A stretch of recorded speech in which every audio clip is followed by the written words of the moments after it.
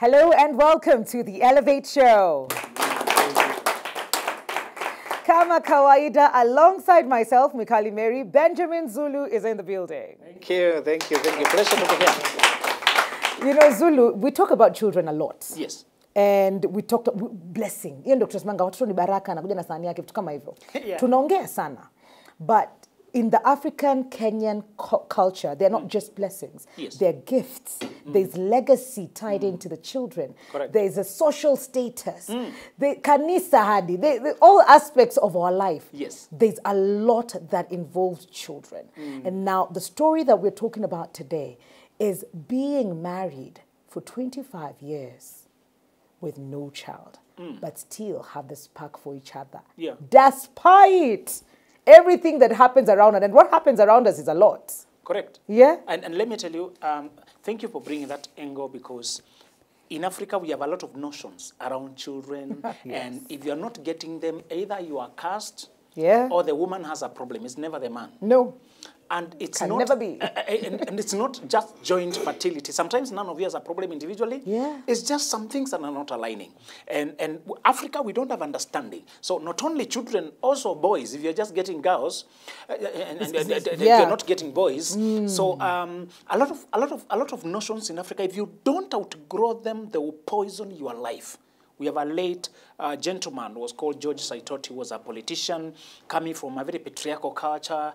They didn't have their own kids, and he was not bothered. He was not marrying other women. He was not loitering around. No. And he looked like an oddity. Where is this man from? Are you okay? You know?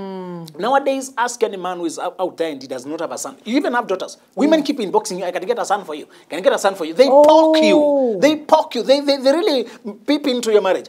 Try to delay. I was always an advocate of don't get children before you are stable. Otherwise, they'll keep you. You punish them with your struggles. Yeah. Sometimes you don't know each other. You have just come and you're not used to having anybody on the bed. You're used to sleeping diagonal, square, the other side. Then now there's a person here. And they even have the audacity to snore. And you know, as some people don't have sleeping formula.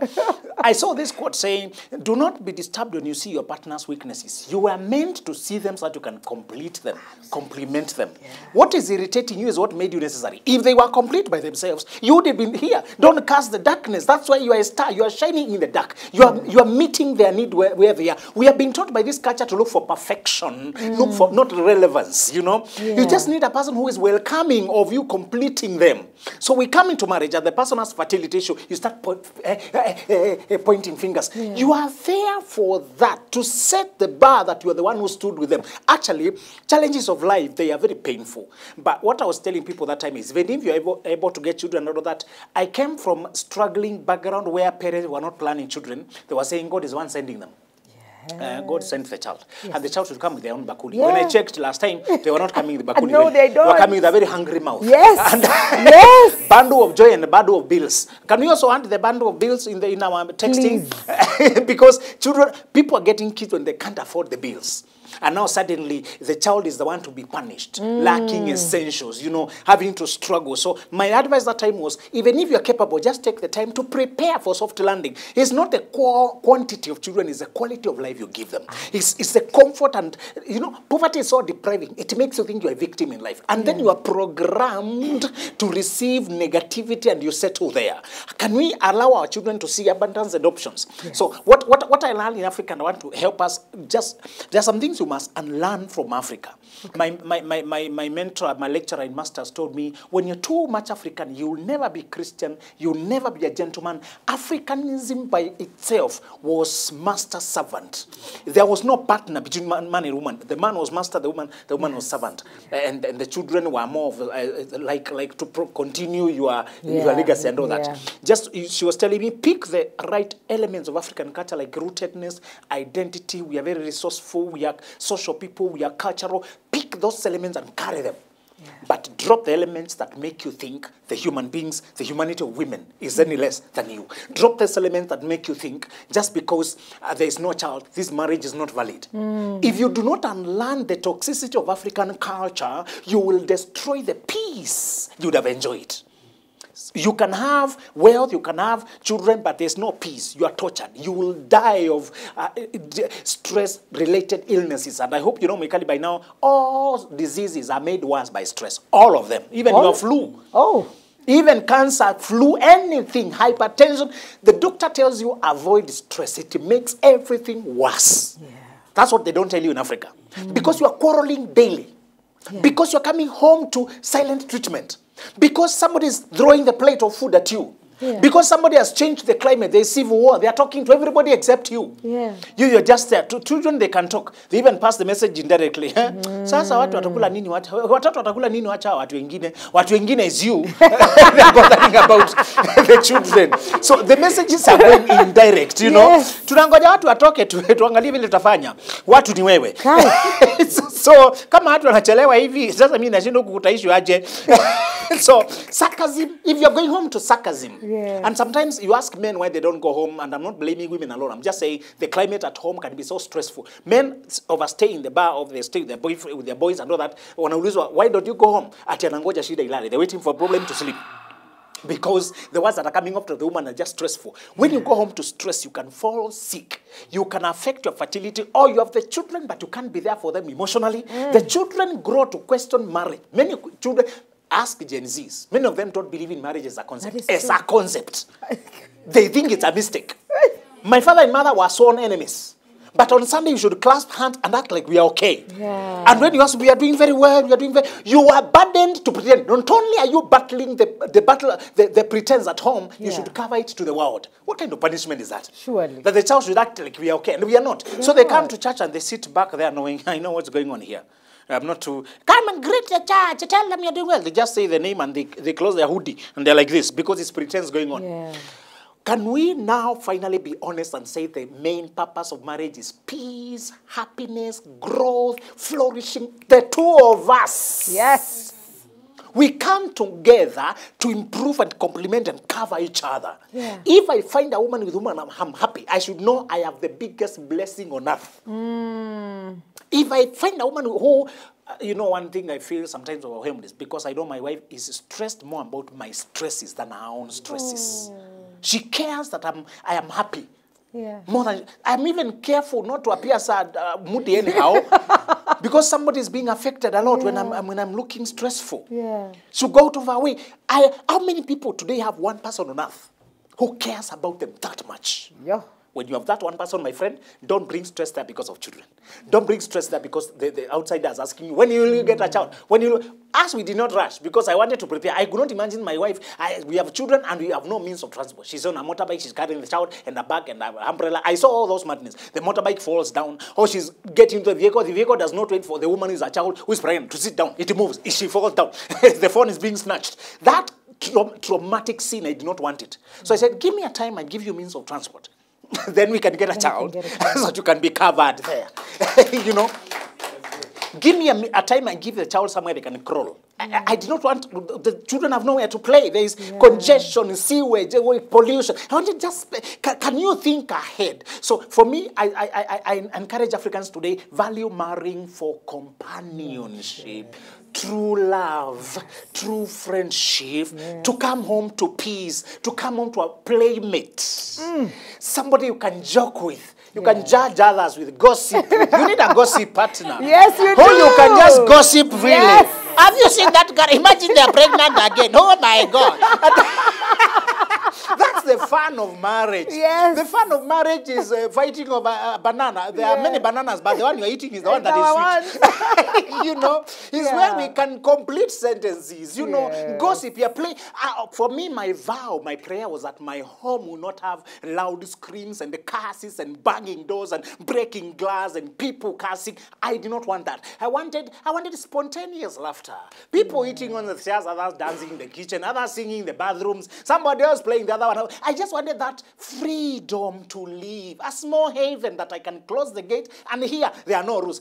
In terms of pretense and image, none of that. You can put down your image. You can play the other person. You can pick a boo. You can bet with the other. Just playfully for children to come home for, finally I'm home. Hey guys, what's up? And we go. I wanted that. If you have that with your partner, Don't allow the world to make you think your marriage is not enough.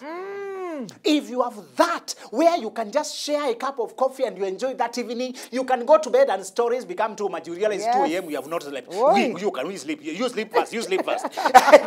You know, if you can make a phone call to your partner and you go talking until you disconnect when you enter, and you started calling in the market. Yes. And story after story after story, you have the best marriage on earth. Children are only an addition. Let's marry for true love.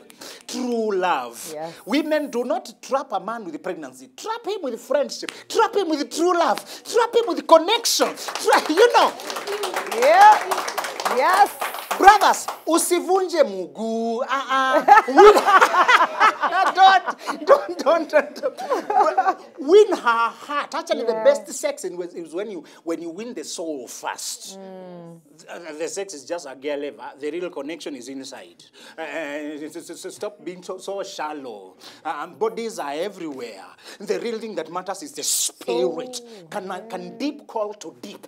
Can you reason and your biases, even your biases, are just so similar? You know, you need philosophy. Everybody has their own biases. Find a person you share what? Biases that you don't keep translating and explaining and excusing yourself. Yes. Your partner should be one person who can you imagine? And then they know you are full of things. You are from the show and you saw many characters. And you have to discuss those characters. Yes. You know, you can even judge your friends. You know, yes. And there's no danger. You know, you have one person watching over you and they see somebody trying to troll you online. They can fight on your behalf. Before you came off the show, I dealt with that character. Forget about them.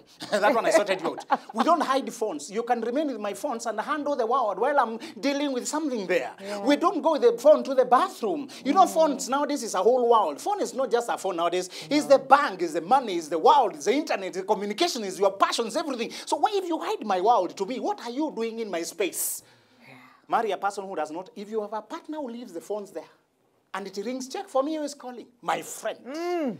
You have the best marriage in the world. Absolutely. If you have a partner who can speak on your behalf, their relatives are trying to borrow you money. You know, in-laws know how to manipulate you because you must be polite in-laws. We are stuck. Send us 5K. Don't tell your wife. No. You take your wife's phone. You send with it. You know? Our Mwikali calls back. I hear you have an issue, guys. You're trying to talk to my husband. Is it possible you become irrelevant to me? Because you can call out your sister. You can call out your mother. Yes. Mommy, why are you asking for money? Your money came the other day. But we had helped you. Why are you? Oh, sorry. They learn you are together. Yes. If you have that kind of a partner who can defend you to their mother, to their brothers, to their friends, don't let Africans confuse you. Children are only an addition. Some people have children and they curse in front of those children. Yeah. When children come, when there's love, we hope you get them. You can adopt, I hope you get them. They are very beautiful to have, but we are saying they're only the discount. You don't come to the supermarket for the discount. You come to purchase the right things. Yeah. The discount is on top. Yeah. And sometimes that test of not having the child sometimes is giving you the time to mature. I saw somebody saying that some of us, our relationships were delayed because we needed to become our best version. If we married previously, we'd be stuck in a place we don't belong. Yeah. Sometimes your parenthood and your children delay because you have not yet reached, or you already have many children. You just define them wrongly. Mother Teresa did not have children, but she influenced so many children. So many children. I hope you do get children. I hope whatever you pray for comes. But I'm just telling you, don't let Africans redefine a good marriage, make you contaminate with cheating, make you start accusing the person, pointing fingers, doing things. Friendship is the rarest thing in the world. Happiness is the rarest thing. Joy is the real deal. If you have a friend in your partner, treasure them, hold them, pray for them, disclose yourself to them, show yourself to them, grow with them, defend them, protect them. Actually, be in front of the world, stand with them every day. Yes. Rebuke each other in private, protect each other in public. Yes. Even if they say something odd, they are still your person. Yes, they are. Stand with them and say, okay, you know, there's a slip of the tongue. I think my husband just said a slip of the tongue like any other human being. Yes. And we should not be crucified every day. He already explained. So why are you still asking those things? I think he already explained himself. Defend him. When you go public, say, but you know, this is that time you're doing that. You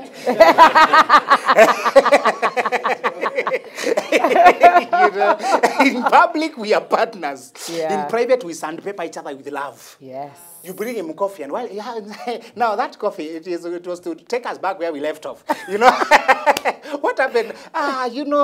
Do you promise? And then you do those childish things. Yes. 1,000. Yes. If you how much? You owe me. So if you have that, my friend, you have the best marriage. Don't let getting a baby mama, baby daddy out there make you pollute true peace and true love. I hope Africa will redefine love to mean two people, soulmates, true friends, companions, fighting partners.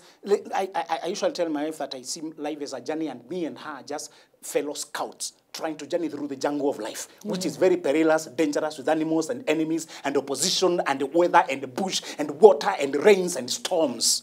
And our goal is to get to the other end. And I can't wait to say, imagine we made it. Yeah. I want to hold her hand when we are 80 and say, that was adventurous. Yeah. What an adventure that was. It was nice traveling with you. Yeah. It was nice coming this far with you. The world is trying to, whenever you are happy as a couple, the world comes close. Even your house helps, men, you know that. They fold your clothes very meticulously, but they throw madam's clothes to get your attention. When madam is not there, they dress a certain way and they're slow and they're trying to be worshipful and to get your attention. If you open a slight window to greet good morning with a certain tone, my friends, you give them hope and they'll push through until they destroy what you have. Yeah. Today, a man, Mwekali, must be stiff. The word today for men is what? Stiff. We can't afford to be cashiers. They don't know courtesy. They think you are weak. Men, can you stop that politeness with women, by the way? Stop it. Once you find your woman, let your colleagues think umekauka. Kausha. Bro, once you find the woman you love, at work be professional and distant. Oh, yeah. When it's, don't even give people lifts when it's just the two of you. No. That's too intimate.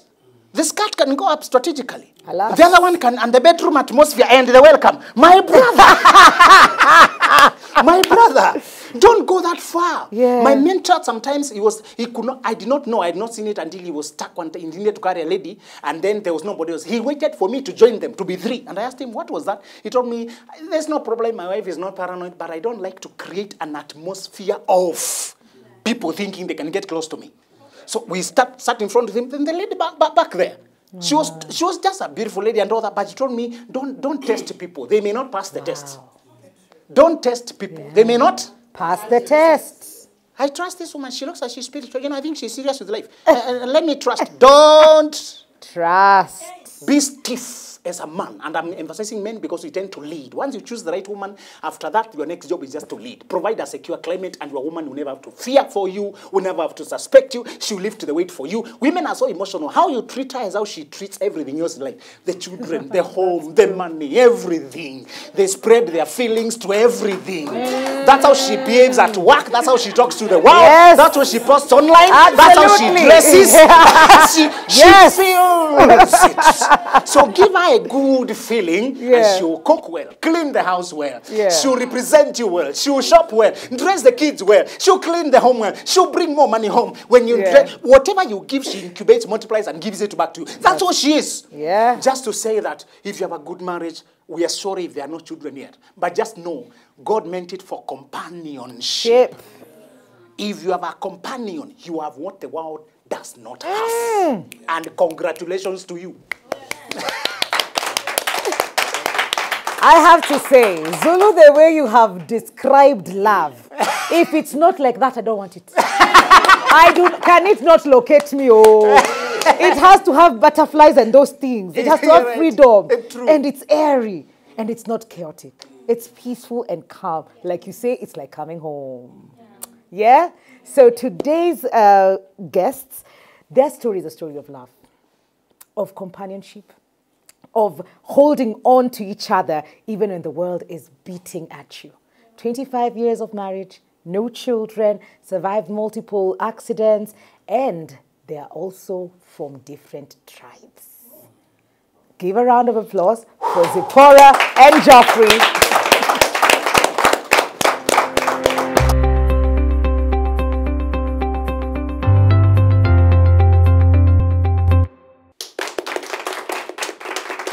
Well, Welcome back to the Elevate Show. Like the beginning of the show, we've been set up. The stage has been set up. And we have seen. See, audience, Meona?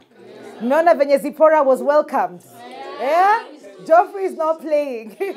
Geoffrey and Zipporah, karibuni sana. Asante. Naomba mjiintroduce kwa majina yenu kamili, kile mnafanya, na tuanze na wewe ama mrembo? Anza na mrembo. Hey. Zipporah. Naitwa Zipporah, Kagendo Wafula. Wafula ndiye huyu, na nimeokoka. Yesu ni Bwana. Nimeokoka nikiwa kasichana kadogo ka 10 years, na nimeandamana na Yesu vizuri. Na mimi ni mfanyi biashara, nachona kateni na manguo. Hiyo ndio life yangu. Asante sana Zipporah. Thank you. Geoffrey. Yes, mimi naitwa Geoffrey Wafula. Nilikuwa nimesema hapo mwanzo ya kwamba kijiji chetu labda ni cha kwanza kuonekana kwa TV, inaitwa Chebwek kule Bungoma. Chebwek kule Bungoma. Mount Elgon kwa border hivi na UG. Lakini mimi ni mchungaji. Nachunga kanisa linaitwa Oasis of Peace pale Kahawa West karibu na Hema Uniforms. That's where we are. And Endelea tu. Unaniona mkono inaenda huko. Isikakweni mimi nimeseta sana hiyo information. Mimi naomba umalize. Nampenda huyu mrembo. Nimeokoka na niliokoka nikiwa na 11 years. 11 years. Na mimi nilikuwa ni wale vijana wala ambao wanajua ni mambo ya Mungu. So siku hizi unajua ni vile kunakuwa ni kwamba watu wala ambao ni wa church that are boring, but we were like that. Praise the name of the Lord. Amen. But I've never been disappointed in that. We got married in 2000, and she has been a friend, just like our brother, Zulu. Ameweza kumention, she's a friend. Kilichofanya nikavutiwa na yeye sana ni smile. Hey. Smile. VP. Smile. Na unajua sawa. Asema don't hold back. You know, before you appear in such a place, you have to do some research kidogo. Now, one of the thing was always smile.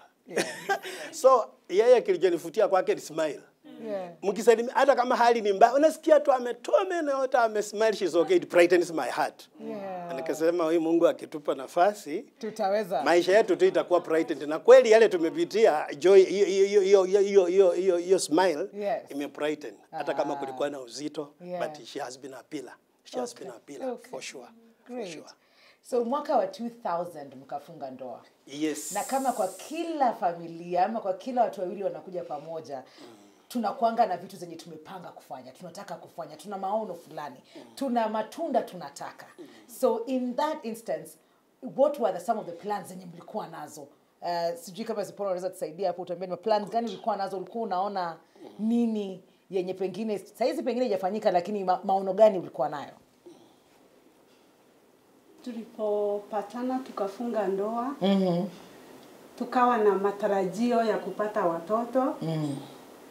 Kwangu nilikuwa na matarajio ya kupata watoto watatu. Tulikuwa tumeagana hivyo.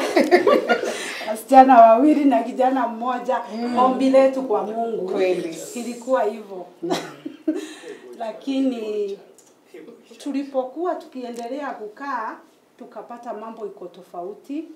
Tukakaa mwaka wa kwanza, hatukuwa na hiyo uoga sana, tukafikiria unajua hatujui mambo sana, tukafikiria hatujajuana vizuri, tukaendelea mwaka wa pili, wa tatu.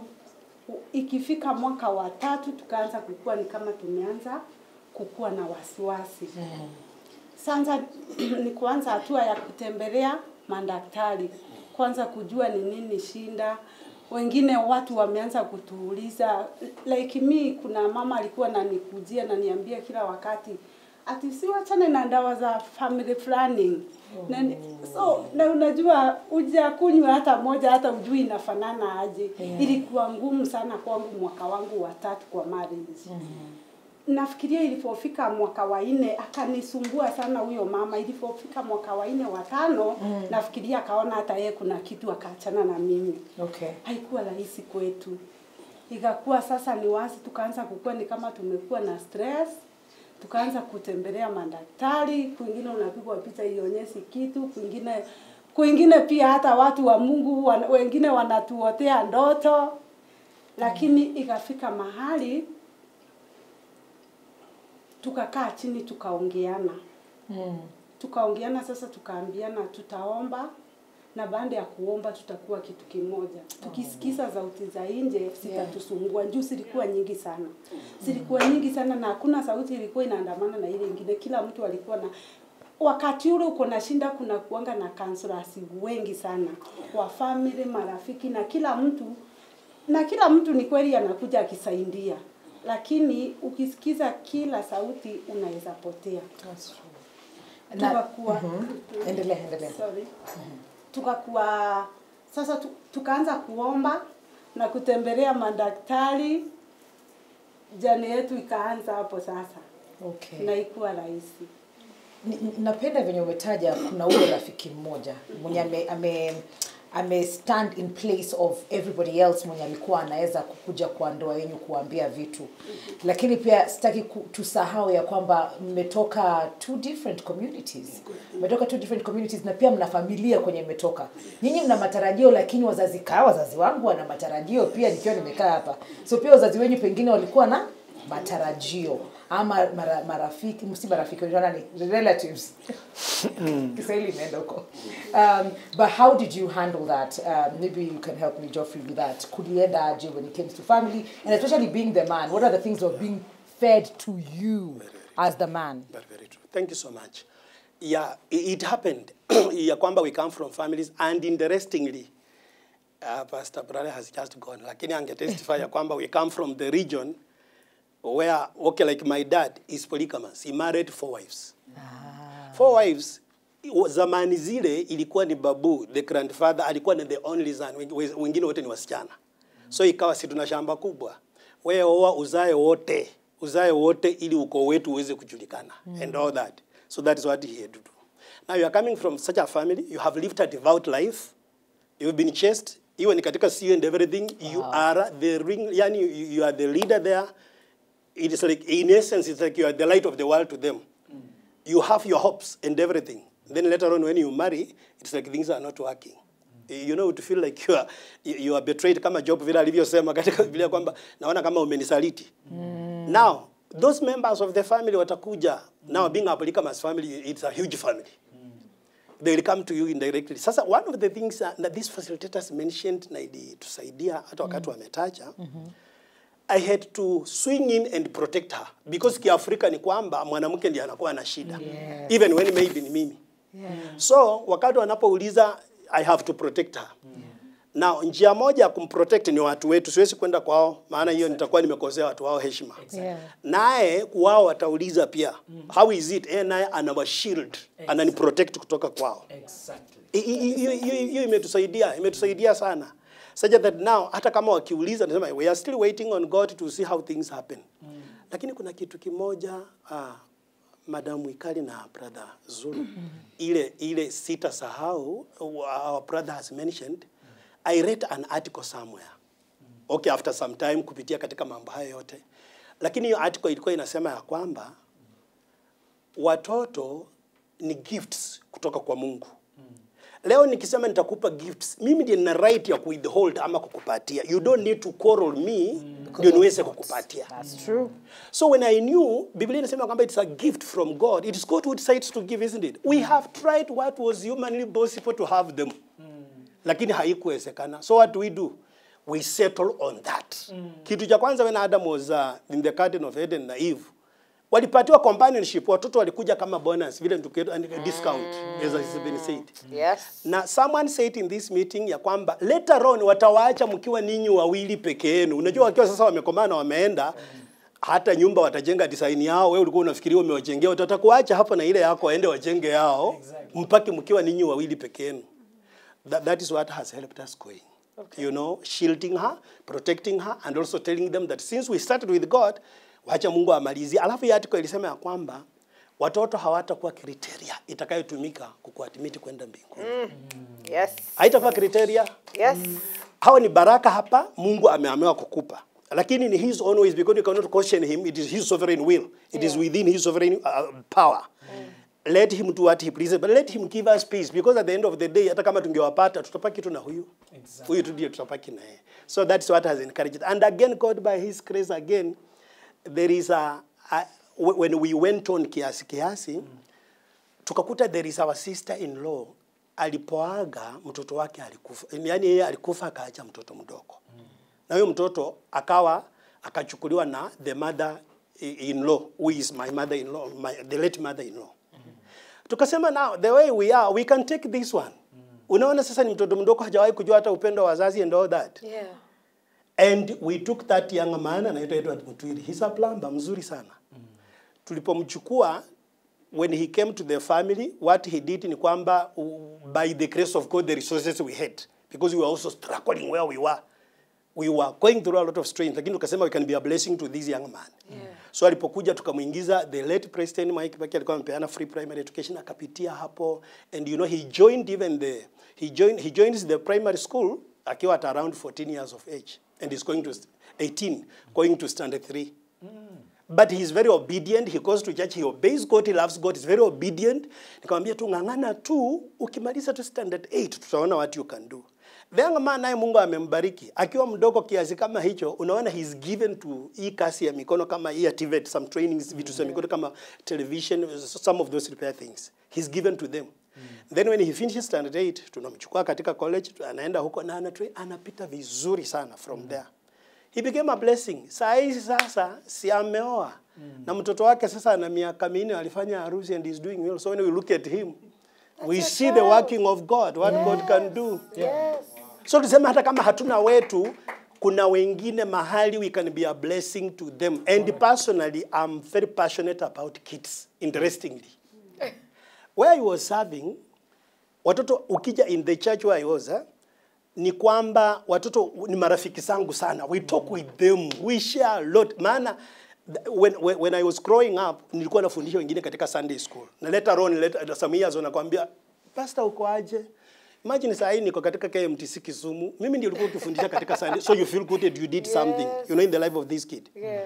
You know, someone came and he knocked the doorpost ya kanisa, na mimi sikuwa najua. Nao vijana kwa maana walikuwa wanajua niko rafiki yao, mvua imenyesha. Walichukua run of water, hii iko.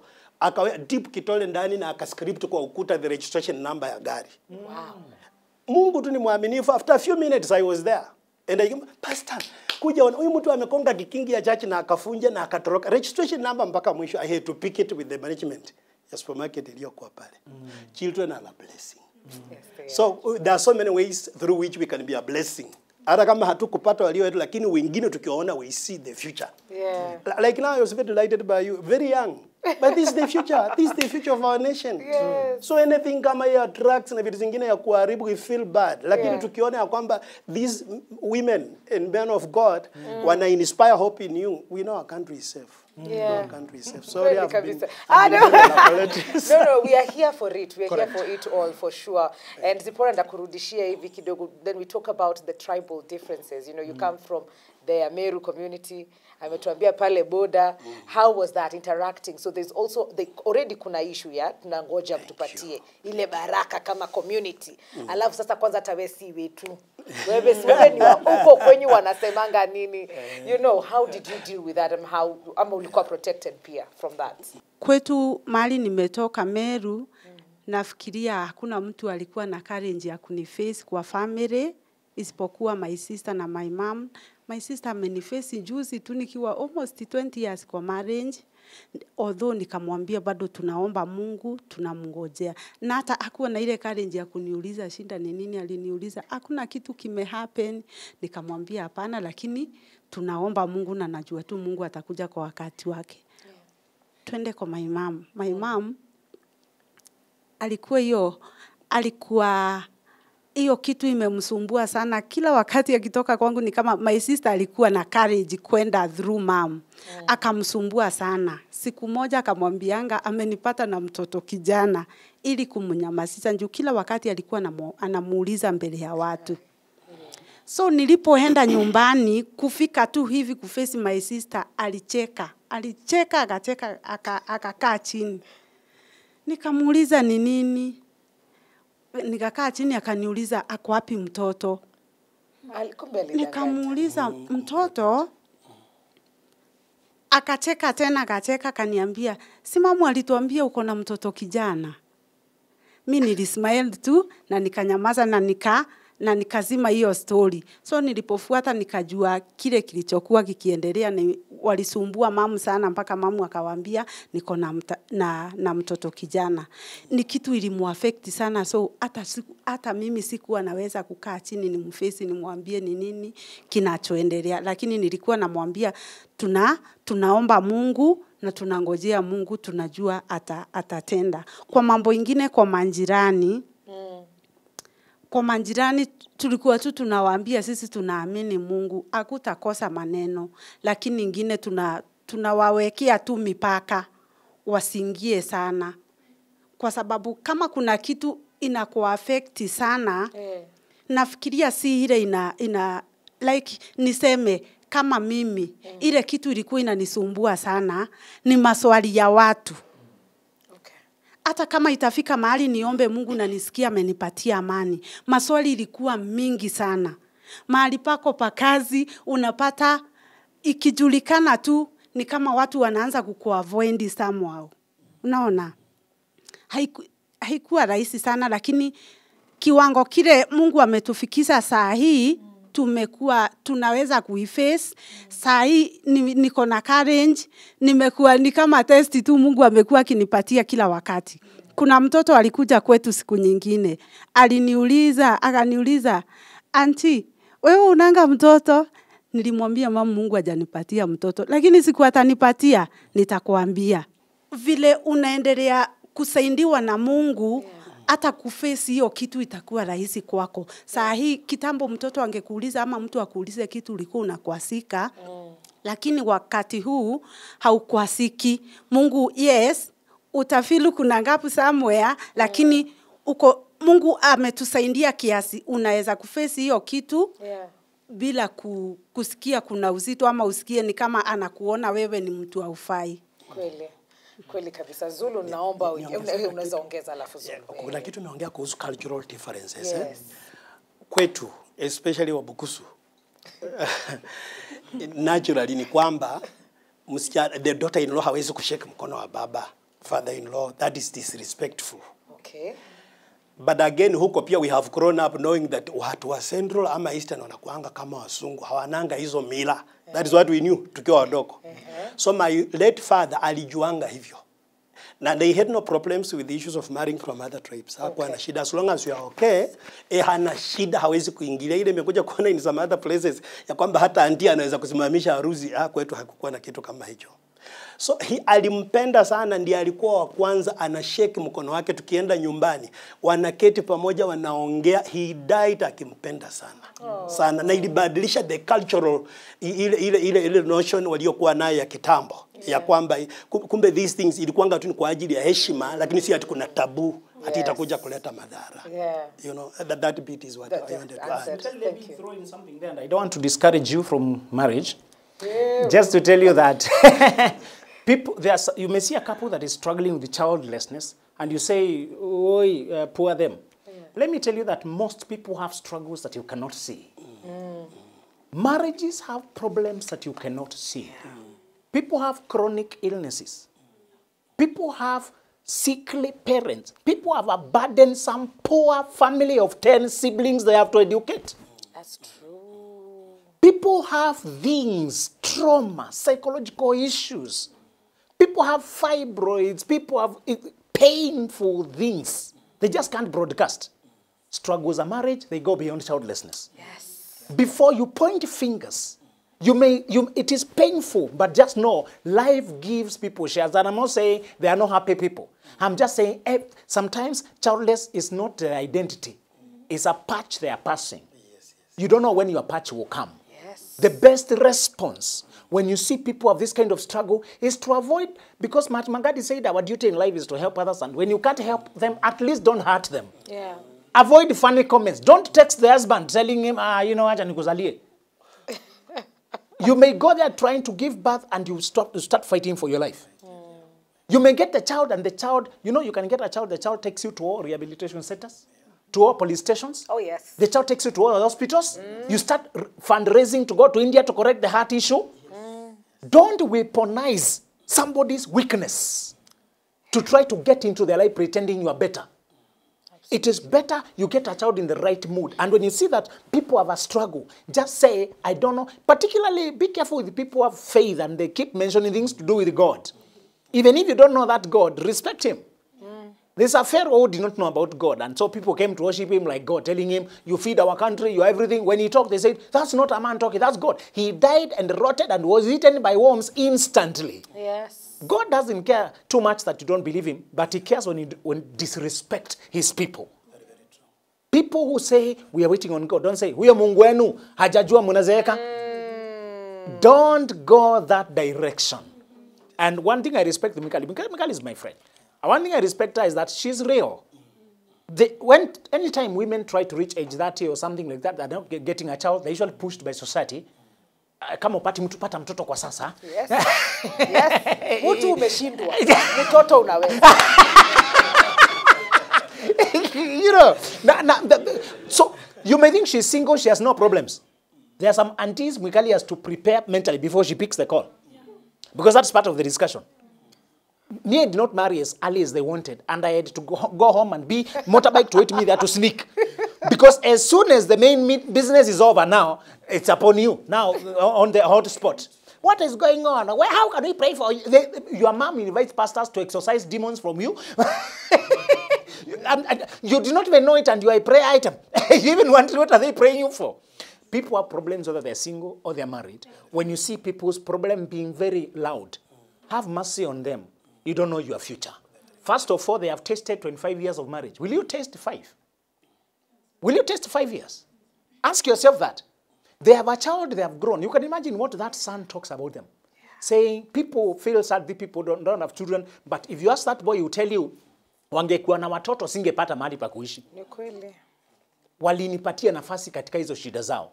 Abraham did not have a child. He carried Lot along the way. Abraham was given a child outside the natural clock. I want to tell these people, the same God and the same who was with Abraham, he is still there. Yes.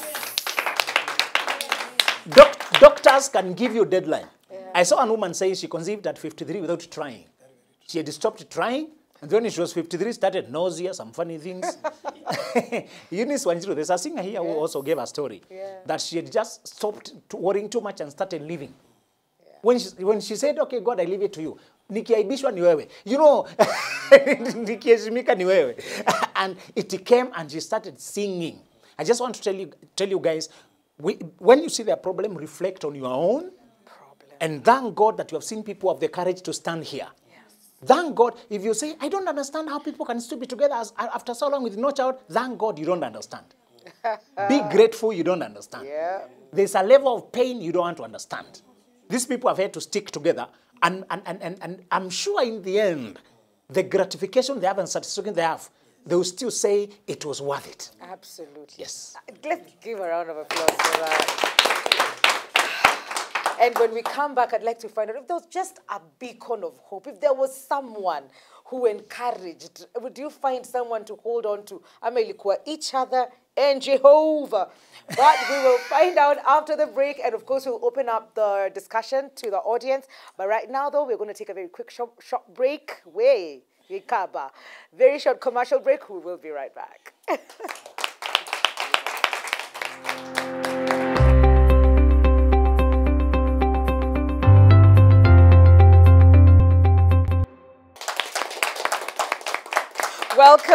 Welcome back to the Elevate Show, and I have learned that we all have something. We are hiding, it's showing, but we are quick not to look inside because we're busy pointing at others. So as you look at others, go through their struggle, quote unquote, look inward and deal with what it is that you're struggling with. Yeah, asanteni sana Zipporah and Geoffrey. And I would like to know, just before the break I asked if there was a hope. Was there somebody? Did somebody walk this journey with you? In the churches, in community, was there anyone? Wow. Thank you so much. Yeah. Nashukuru Mungu ya kwamba when we were going through that challenge, I had a bishop, tulikuwa na bishop, ambaye alikuwa ni wa kanisa la Full Gospel, Bishop Ngwiri. And he stood with us. Okay. He prayed with us. You know, it is when such a report comes to you, ya kwamba you have tried severally and things are not even working, lakini you realize inafika mahali fulani and someone stands with you. And we have close friends who also worked with us, our own family members. Walitembea pia moja, na they were understanding. They were very understanding, not judgmental. They were never judgmental. Maana ingekuwa judgmental, labda tungetafuta muda unaogopa hata kwenda nyumbani wakati wa likizo ya December kwa ajili ya maswali. Lakini they were friendly, they were understanding, they knew things happen. Having come from a polygamous family, inawezekanaje wewe ukose watoto? Unaona kulingana na wao, you know, but things happen. Things happen. So they were understanding. Okay. So you have friends who stood with us. All right. Zipporah, is there any particular instance ama mtu mwingine unakumbuka mwenye Geoffrey pengine hajakumbuka mwenye alisimama na nyinyi? Walisimama na sisi, like me, hiyo kitu ilinisumbua sana. Ikaniweza ilinibidi nitafute counselor. Okay. Kama sita mbali Lodi walinisaidia sana. Katikati ya hiyo unaona kumeingia mambo ingine, tukiwa na hiyo stress, kuna accident na mambo mingi. Mimi niligonjeka almost miaka ya 10 ya kwanza, nilikuwa on off hospital. Hospital, nyumbani, accident, operation, nimefanyiwa operation 6. Na bado tunapitia hii stress ya kukosa mtoto. Kwangu ilikuwa ni ngumu sana. Nikakuwa kama niko na depression, watu hawangenielewa, lakini nilitafuta msaada. Kuna counselor wamekuwa kiandamana na mimi na wamenisaidia sana. Mungu awabariki. Okay. Hizo accidents, Geoffrey. Yes. Kwa sababu tumeambiwa ni multiple kadhaa. Surgery pale 6. Hizi accidents mlikuwa pamoja, mlikuwa nani ngapi? Tuko pamoja. Wakati wote tuko pamoja. Ya kwanza in that process ya kutafuta mtoto and all that, so you realize kwamba kuna zingine pia zitafanyika wakati huo. Ikifika mahali ikawa ni wakati tumeendelea tu vizuri hivi, unakuta kuna road accidents. So we usually say ya kwamba ni spirit ya death ilikuwa inamfuata. Ninapanga mimi ndiye naongoza service ya wedding. Wameenda kuchukua bibi harusi Kasarani. Wakati wameenda kuchukua bibi harusi Kasarani, ikifika Mirema gari imeroli yote. Ikiroli yote, kimbia Kuru Nanak, kufika hapo, she's not there. Na sijaambiwa, I also learned betrayal in that particular place. Because I'm leading the service and you're not told your wife is in the accident. Oh no. So mwisho unaona message inaingia kwa simu, unaambiwa she's out of danger. Ndio una stroll kutoka kwa madhabahu kwenda kuuliza pale, is it possible my wife alikuwa hapo? Ndio naambiwa, relax. She's out of danger. You know, I felt bad because if something bad happened, surely. And I'm not a kid ati ukiniambia sasa show kama hii, kuna jambo likitokea, I'll calm myself until it is over because I cannot disrupt everything. Harusi siwezi nikayaribu. Let me tell you, it opened a Pandora's box ya persecution sasa. Immediately. Because after nilipoenda ndio baadaye kumbe NHIF asiku hata simelipwa, sasa mwisho malizia katika public hospitals. Kienda katika public hospitals nayo laxity ile iliyokuwepo wakati huo, hapa imecrack na hapa chini mguu imetwist hivi. So she is supposed to ivutwe inyoroshwe ndio iwekwe kwa splints. After 3 days apikwe picha x-ray ndio sasa iwekwe kwa cast. After 3 days hakuna picha x-ray inawekwa kwa cast. Mwezi mmoja na kitu ukipita mguu kwa hivi. Oh no.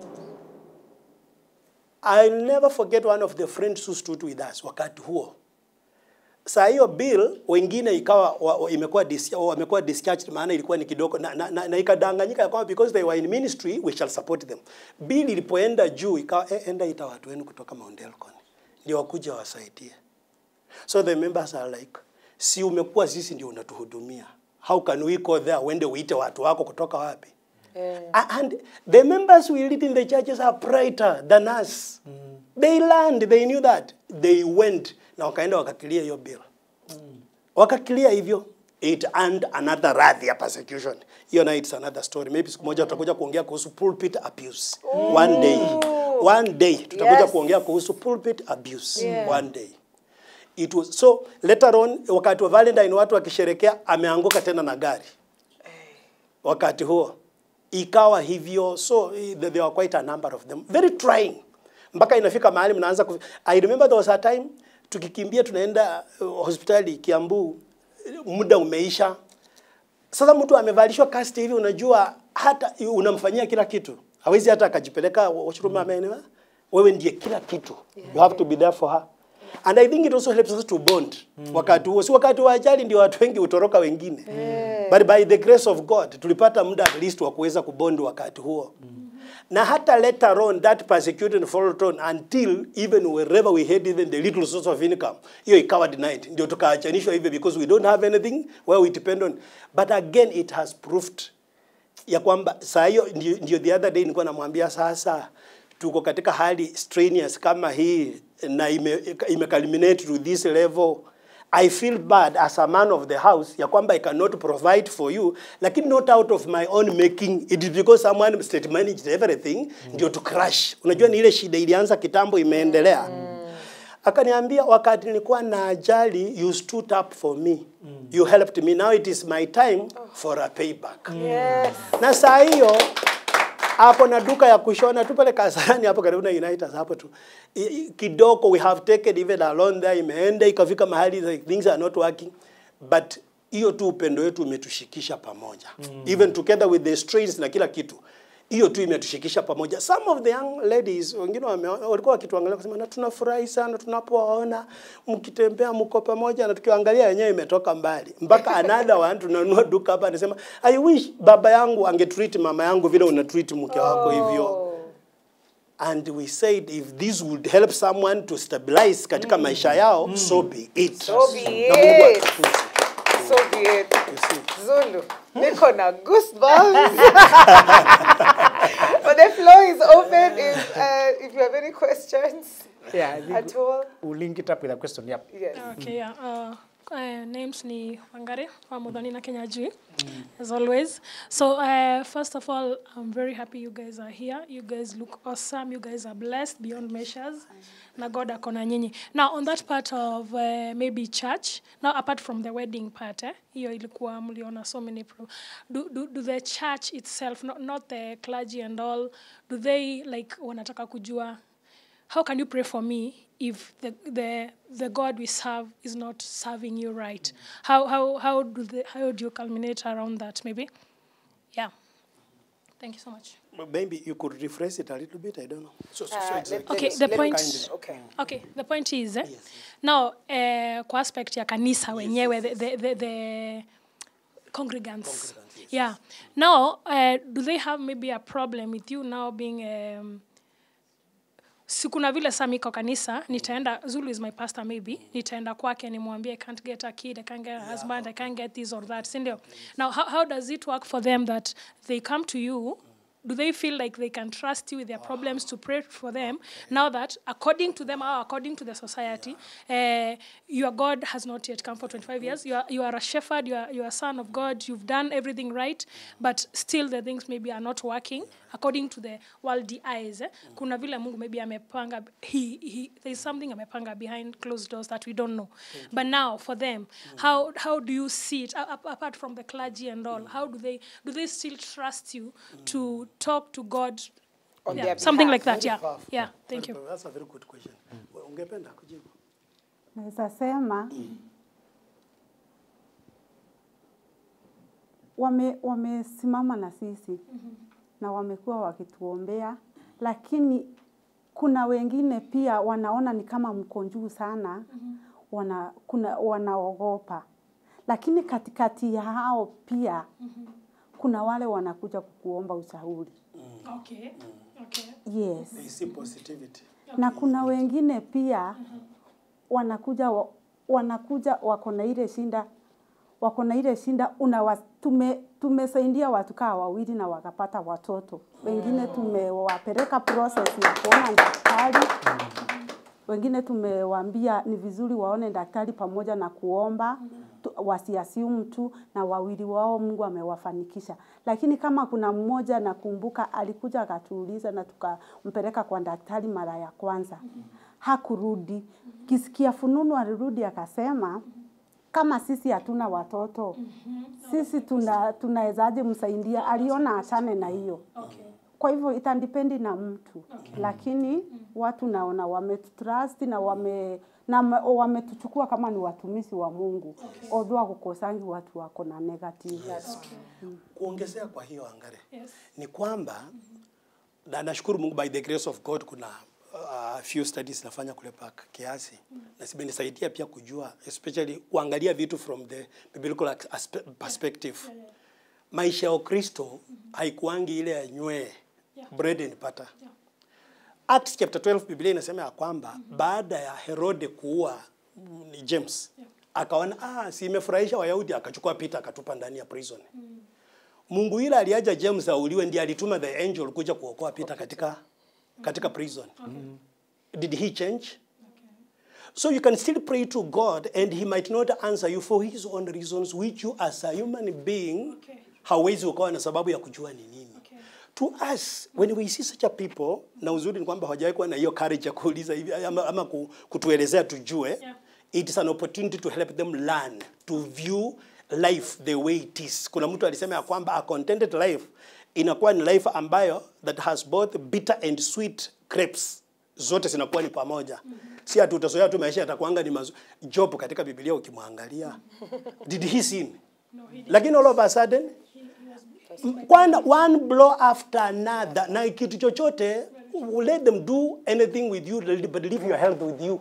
Unakuja mpaka health inaisha. Mwisho what did he do? Alisema he never thought of God in foolishness, no he did not speak anything against God. Ingekuwa wakati ule hata angefanywa deliverance karibu 100. So mimi napenda Ukristo ambao ni balanced. Sio kukaa tu na kuzoea upande mmoja ni mzuri, expect ya kwamba kuna mambo yanaweza kutokea negative na sio kwamba umetenda dhambi. So the positive side iko more. Sana. Okay, sana. thank you. Thank you. Yeah. Thank you. Yes. My name is Cecilia Karanja. Thank you so much for being here. You are a source of hope to many of us and to many outside there. So my question is, how do you keep that faith even when your prayers are not answered for the longest time? And what has you, like as a leader, what is your source of strength till now? Like umeenda umomba, maombi haijajibiwa, and still you still have the courage to stand kwa pulpit and even encourage others when yourself, you need hope and you need healing. Thank you, Priscilla. That is very powerful.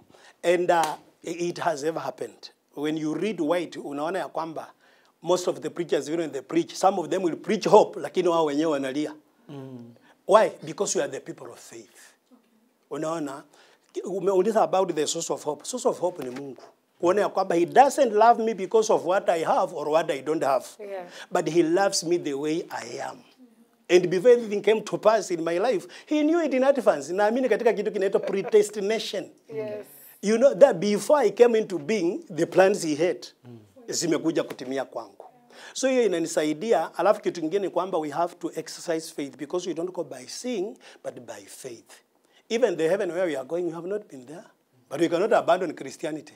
We know it is there by faith. So tunawa encourage. Sio kwamba you don't look at what is, in fact the scripture ndiyo inasema kwamba hauangalii kwa vile vilivyopo, maana vile vilivyopo ni vya temporary.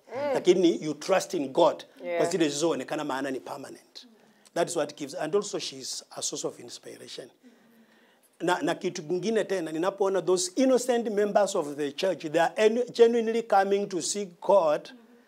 Huyo kijana nimetaja huyo mmoja anatuangalia sisi kama model, inatufanya tunakuwa very strong kwa ajili ya huyo na kwa ajili the innocent members of the church who are coming to seek the kingdom of God.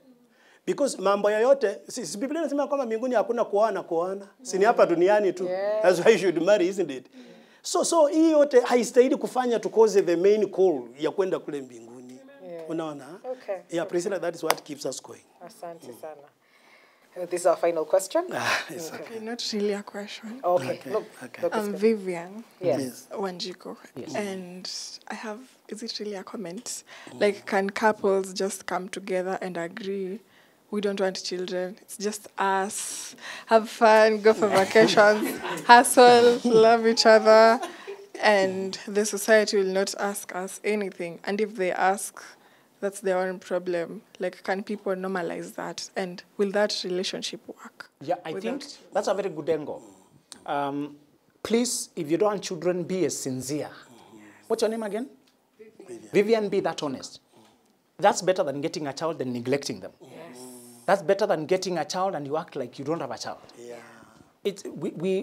You are not obligated to get children. Very, very true. You are not, and in fact, if you can get a person, you say your life, you just want to tour the world. Yeah.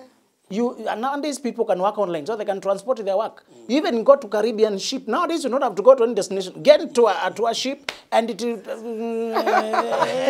Cruise away. Cruise the world. Yeah. So, Vivian, that's a very valid lifestyle. Yeah. And if people ask you questions, let's remember to anchor our identity on things that don't shift. Ooh. Yes. Remember to anchor who you are on things that remain. Be Vivian for the person you are. Not the mother you hope to be, not the wife you hope to be. The people we give birth to, the children, the people who marry us can die. Our partners can change their mind. Things can shift. We had a lady who we did not know her name. We just called her by the name of our child.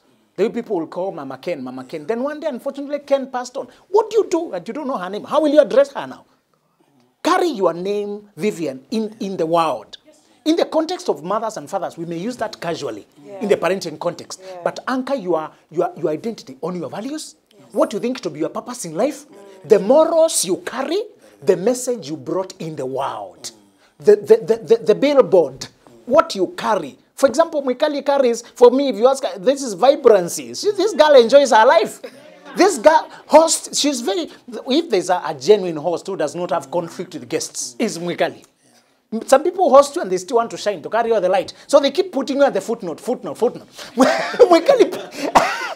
puts you in front. She has no conflict at all. That's why she's a favorite. So for me, she stands for security, identity, loving herself, loving her job, loving people, being sincere. If I see her, I see that. When she anchors identity on that, later on now she can get married, later she can get children. Those things don't define her. She already found who she is. If those things come, she's happy. If they go, she does not lose herself. Don't identify yourself with children. They can even denounce you. Children can denounce you. Never call me your child again. Delete me where you... Will you hang yourself? So, Vivian, let your identity be in what you believe about life. Yes. And you may be the person who will be the mother to many. For not having your own, you spread your life to 1,000. Yes. Zulu, there was something that you wanted to say before we opened up the floor. Yes. And it was just after the conversation about taking care of each other, that he had taken care of her when she was physically not able to take care of herself. And when things turned, she stepped in and said, you know what, you did it. Now I want to cry. You did it, and now it's my time. Those are the things that touch Mwikali because she's an empath. She's a deep lover. Hopeless romantic. So I don't know what men are looking for. What are you looking for? But I think, Mwikali, another time we should talk about how to date when you are popular, when you're famous. Men see Mwikali and they can't believe she's single. They can't believe she can be faithful. Men are just afraid. Too many men can see you. Will you be faithful to me? Am I sure that you can do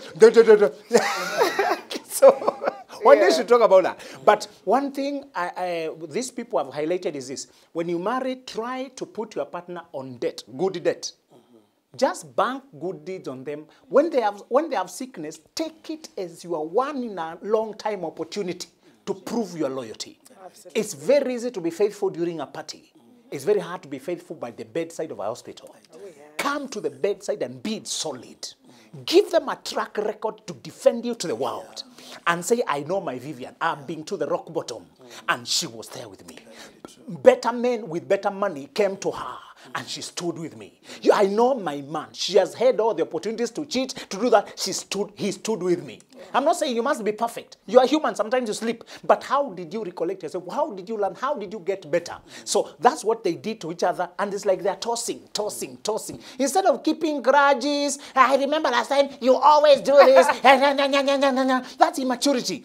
Keep try to get even on good deeds. Absolutely. Get even on good deeds. Yes. Waiting for a chance to show how grateful you are for what they've done. When you are in that kind of a game, trying to outdo each other in kindness, in goodness, in selfless love, when you're in that game of trying to outdo, to throw, I throw back, you give way, I give way, you hold, that is the game that will take you to the end with one person on this earth you can count to have your back at any time. Thank you. Do we take that as your parting shot, Zulu? Do we? My parting shot will be yes. this. You have seen people telling stories of many decades of standing together with a very public problem. You know, you can have a problem that is private. That is true. And another one, there's a woman who had an issue of blood and you don't know her name. Yes. Because the issue occupied her identity. That's true. Some people don't want to know their name. They just call them the couple that has no child. Some of your problem, people may want to replace it with who you are. But ask yourself why God called Abraham father of faith and he was not a father.